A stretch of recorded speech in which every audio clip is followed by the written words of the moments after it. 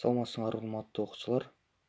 Адам жана коом сабагы боюнча 6-класс материалында берилген үй бүлөнүн коомдогу ролу деген теманы Мурзаев Сүйүнали силер менен биргеликте талкуулайбыз.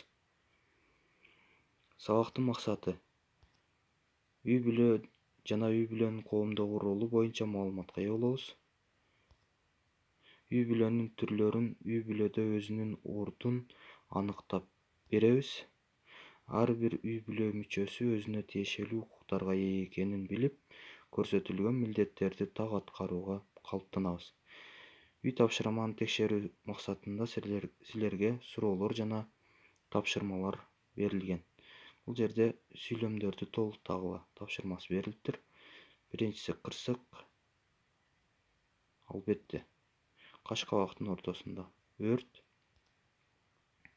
тилсиз жоо. Адамдын коопсуздугун камсыз кылуу ар бир мамлекеттин негизги милдети катары эсептелет. Кырсык айттырбай келет. Азаматсыңар балдар. Үй бүлөдө балдарды тарбиялоо. Балдарды тарбиялоо үй бүлөнүн негизги милдети. Бала үй бүлөдө күн сайын тарбияланат. Жашоодо ал жүрүм-турум эрежелерин өздөштүрөт. Үй бүлөдөгү улуу адамдарды сыйлаганды, оорулуу кишилерди колдогонду үйрөнөт. Балдарды тарбиялоодо ата-эне ар дайым өзүнүн сүйлөгөн сөздөрү, жасаган иштери менен үлгү болушу маанилүү. Ата-эненин ортосундагы сүйүү, бири-биринин түшүнүүсү, ар кандай маселелерди кеңешип, биргелешип чечүүсү, ал тургай ата-эне менен эненин сүйлөшүү манералары балдарга таасир берет. Ата-эненин жүрүм-турумун балдар идеал катары кабыл алып, турмушта аларды кайталоого аракеттенет. Баланы эмгекке тарбиялоо үй бүлөлүк тарбиядагы башкы маселе. Бала адегенде өзүн өзү тейлегенге көнөт. Үйдөгү жумуштарды аткарууга жардамдашуу аркылуу эмгектин алгачкы ыкмаларын үйрөнөт. Эгерде үй бүлөнүн иштете турган чарбасы болсо, ал балдарды эмгекке тарбиялоодо чоң роль ойнойт. Ата-энелер балдарынын ден соолугу үчүн ар дайым кам көрөт. Бул багытта балдарды физкультурага, спортко кызыктыруу маанилүү. Балдар жаш кезинен эртең мененки көнүгүүлөрдү жасаганга, кыймылдуу оюндарды ойногонго көнгөнү жакшы. Балдар үй бүлөдө руханий жактан тарбия алууга муктаж. Бул багытта үй бүлөлүк үлпөттөрдү чогуу өткөрүү, чогуу китеп окуу, кызыктуу кино көрүү, окуяларды чогуу талкуулоо балдардын руханий маданиятынын түптөлүшүнө негиз болот. Азыркы мезгилдеги үй бүлөнүн маселелери. Коомдун өнүгүшү менен үй бүлөлөр да эволюциялык өзгөрүүлөргө дуушар болду.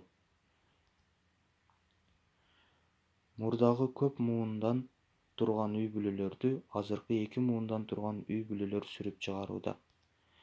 Батыш Европада, АКШда жана Россияда 2 муундан турган үй бүлөлөр бардык үй бүлөлөрдүн 80%-ын түзөт. 2 муундан турган үй бүлөлөр да өзгөрүүгө дуушар болду. Мурда үй бүлөлөрдө балдардын атасы иштеп, акча таап үй бүлөсүн баккан. Эне үйдөгү жумуштарды жасап, балдарды тарбиялаган. Азыр ата-эне экөө тең иштеп, акча таап, үй бүлөнү экөөлөп багып, үй жумуштарын экөө тең аткара баштады. Кыргызстанда жана ага коңшулаш Казакстан, Өзбекстанда, Түркмөнстанда жана Тажикстанда чоң үй бүлөлөр мурдатан эле басымдуулук кылган. Бул аймакта үй бүлөлүк нике туруктуу, туугандык мамилелер бекем болгон. Улуттук каада-салттар бекем сакталган. Себеби кары адамдар балдары жана неберелери менен жашагысы келген. Анткени алар жашоодо чарба жүргүзүүдө балдарынын жардамына муктаж болгон. Өз кезегинде карылар жаш үй-бүлөнүн балдарын багып, материалдык жана моралдык колдоо көрсөткөн.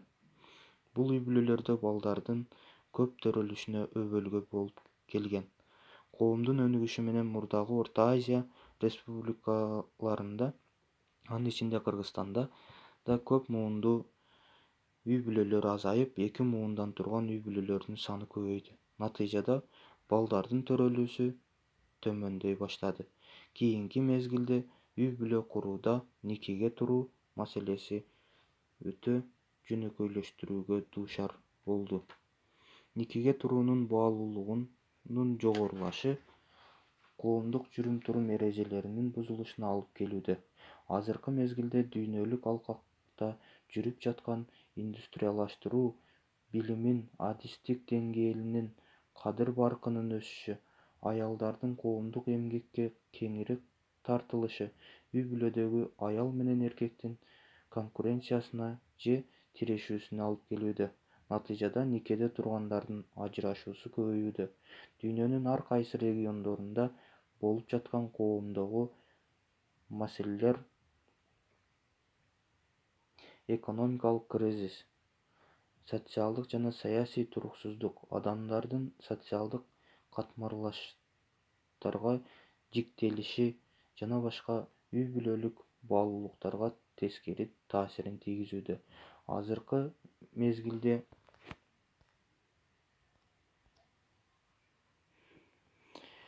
дүйнөдөгү үй-бүлөнүн маселелерине төмөндөгүлөр кирет. 3 муундан турган үй-бүлөлөр азаюуда. Карылар үйүндө багылгандардын саны өсүп жатат. Балдар менен ата-энелердин баарлашуусу сейрек боло баштады. Никеге турбай жашагандар көбөйүп, никесиз төрөлгөн балдар көбөйүүдө.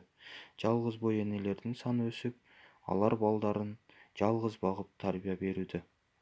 Бир же ашып кетсе, 2 балалуу болгон үй-бүлөлөрдүн саны көбөйүүдө. Ар кандай себептер менен ата-энесиз калган балдардын саны өсүп жатат. Демек, силерге атайын үй тапшырмасы берилет. Биринчиси, окуу китебиндеги суроолорго жооп жазгыла. Экинчиси, үй-бүлөнүн түрлөрүнө мисал жазгыла. Үчүнчүсү, жумуш дептердеги тапшырмаларды аткаргыла. Көңүл бурганыңыздар үчүн чоң рахмат. Саламатта калгыла.